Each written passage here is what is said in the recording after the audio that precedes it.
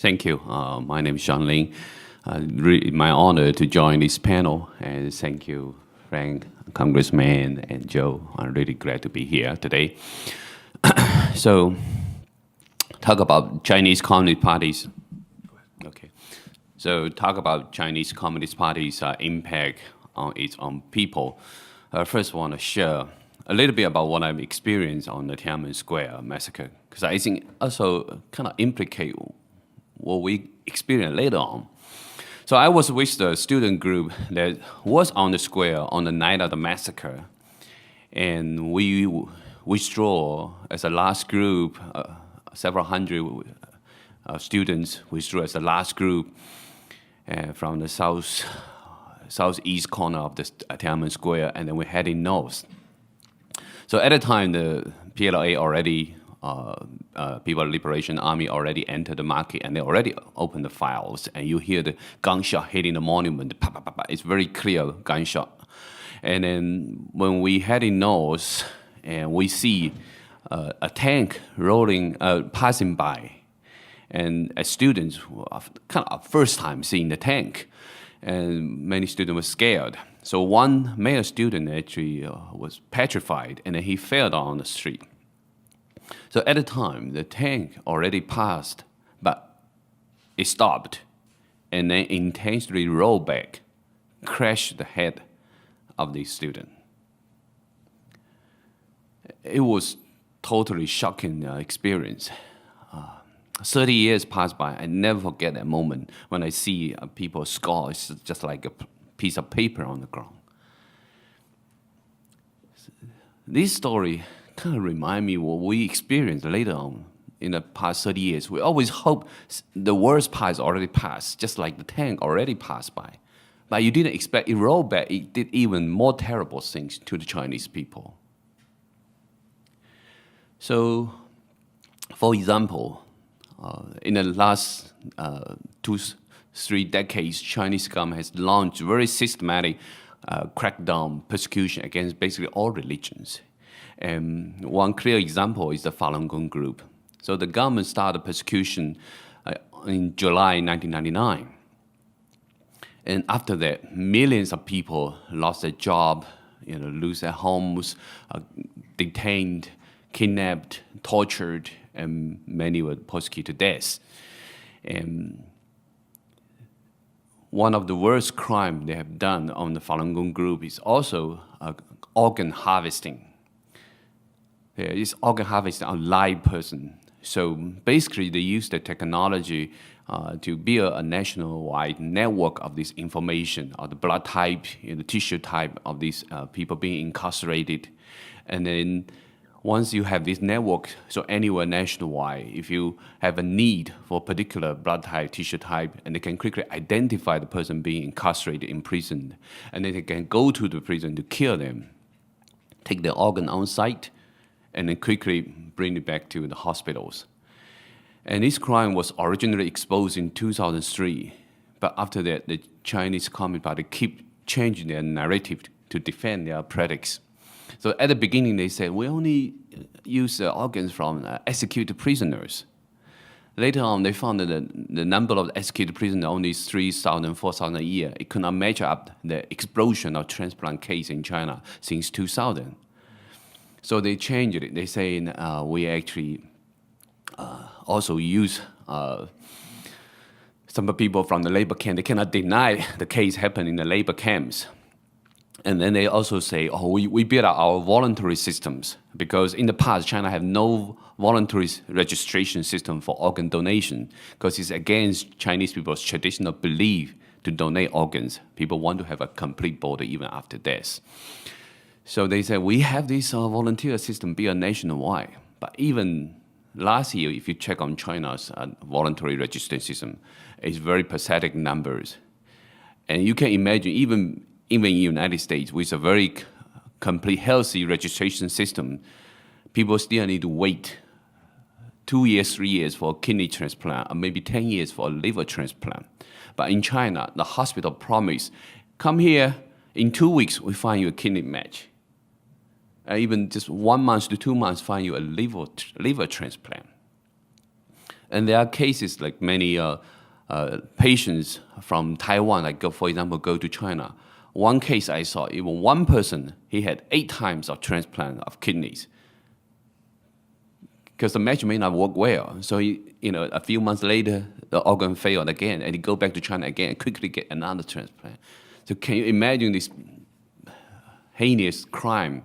It's a nationwide crime to systematic government sanctioned organ harvesting on people, and it becomes such a lucrative business. So many hospitals engage in this, not just military hospitals, civilian hospitals, all engaging there. And made huge profit. If you do a liver transplant, they're asking, especially foreigners, $300,000, $400,000 for organ transplant. So it starts supporting the business growing very rapidly in China. And this practice also influenced other neighboring countries as well. So even in the United States, more people want to go to China for organ transplant. So it's called organ tourism. Yeah, so it's a very terrible situation. And so far, very few countries have been taking actions against this organ tourism. One actually effective measure is from Israel. Yeah, so they use health insurance policy to limit people going to China. So this practice also expanded to not only just the Falun Gong group, then Uyghur group, and many other underground Christians, Church of Almighty. Many people got incarcerated, also face the danger of organ harvesting as well. And now China has built its own surveillance system, nationwide surveillance system. So they're systematically collecting biometric information, blood samples from people imprisoned in China, and facial recognition technologies, organ recognitions, so many different advanced technologies being integrated together and to boost their AI technology as well. So in this way, they can build this surveillance state to control people, and at the same time, they can utilize your organ if they need it. So this is a crime not only to Chinese people, it's a crime against humanity, and still ongoing very rampantly in China. So at the same time, we also understand Chinese government is not just using this technology to support the development of AI technology. Chinese military also have been advertising strongly for military-civil engagement together, to develop technology together. So Chinese military high-ranking officer has been talking about to maintain or to develop a dominance on biotechnologies. So it became a common language for Chinese military high-ranking officer to support new development biotechnology, including genetic editing, as well the potential of infectious disease as a potential bioweapons. And so this is actually several high-ranking PLA military officers talk about these potentials. So this lead to another potential that Chinese government, besides supporting the chemical weapon to Iran and these rogue states, they may themselves develop advanced biotechnology weapons or chemical weapons. So right now, there are a lot of media attention on the potential connection of the Wuhan coronavirus connection with institute in Wuhan. This is Institute of Virology, and also there's a national microbiology lab in Wuhan. So recent report this morning we saw is actually mentioned a Canadian scientist in the National Microbiology Lab actually was caught transporting very dangerous Ebola virus and Nipah virus back to China, and actually into Wuhan. And her husband actually originally is from Institute of Virology in Wuhan. So the media has been suspecting is there any connection, the Chinese government using the virus that they developed to use it in the process of military bioweapon development. So of course this had to be further investigated and need additional evidence. But it just happened to be coincide together in the same location in Wuhan city. So there's a lot of question on this one. And also, talk about the outbreak of the coronavirus from Wuhan. I think it's also present another aspect, the Chinese government's threat to the world, because the incompetence and poor management of an outbreak, epidemic in China, it can lead to a pandemic to the threat globally. And clearly, even now, the Chinese government still has not completely revealed the true situations in Wuhan in many other cities. And there are many videos from internet, from Weibo, from WeChat, from medical staffs in Wuhan hospitals talking about the real number of people got infected is more than 90,000. And while the officials only talk about 2,000 cases. And you see videos on the internet, so many people just like drop dead like flies on the street, in the hospitals, while the official number is only in 50s. So many people wait hours in a hospital try to get treated. But eventually, the doctor said, we don't have authority to actually confirm your case.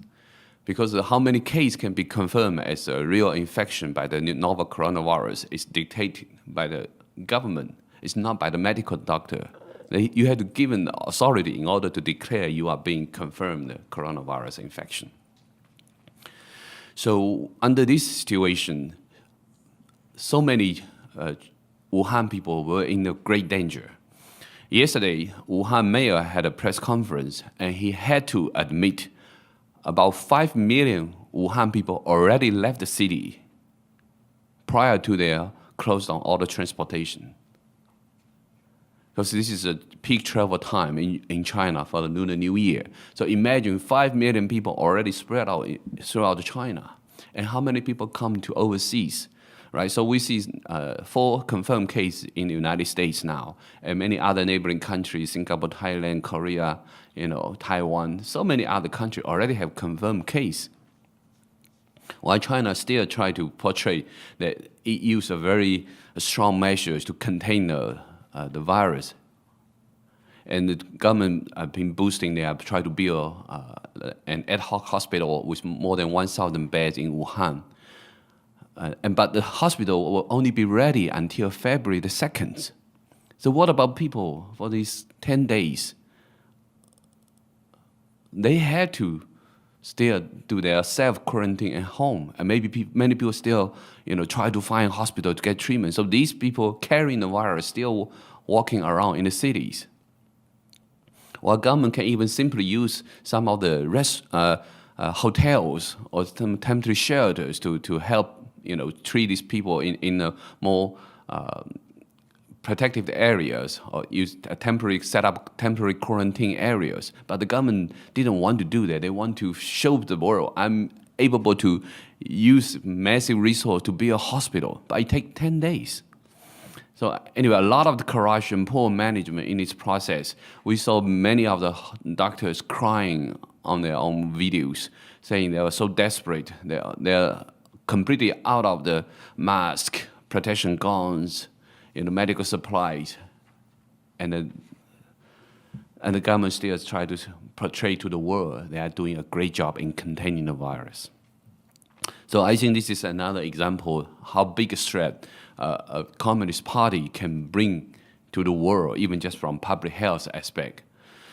So finally, I want to say that even though the phase 1 trade deal is already done with China, but I think the whole world still need to keep in mind, if you ask Chinese communist regime to be more democratic, to be more transparent, to be more open and really serve the people, it's like asking the tiger to change its skin.